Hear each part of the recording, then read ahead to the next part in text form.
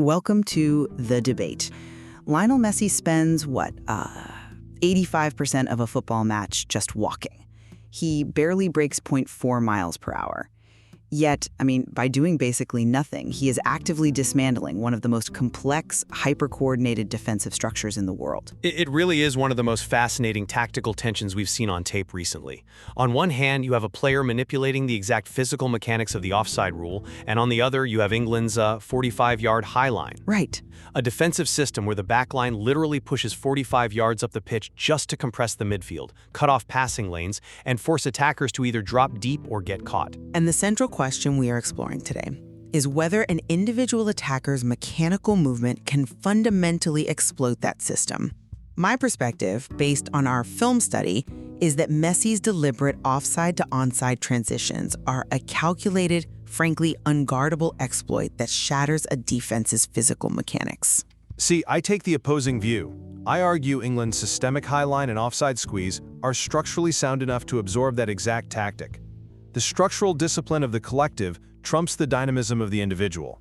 But let's look at the actual physical tracking heat maps from Argentina's win over Switzerland. You mentioned him walking. He isn't just resting, right? He is actively baiting the backline. He deliberately drifts exactly 2 yards behind the last defender. By standing in an explicitly illegal position, he becomes functionally invisible to horizontal tracking.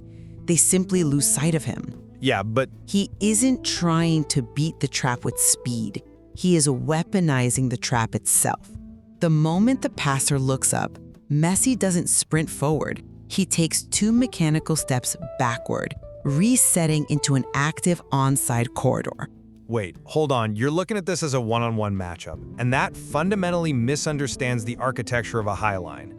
You can walk all you want, but a high line doesn't care about your speed. It cares about the offside threshold. The reason predictive metrics favor this system, like Opta's model giving England a 52.9% chance to advance, is entirely due to collective discipline. The entire line steps forward in unison the millisecond before the ball is kicked. So Messi's 2 steps backward, they should be completely irrelevant. The defensive line has already moved past him. Okay, I hear you on the collective movement, but let's completely pivot here, because a system is only as strong as its weakest biomechanical link.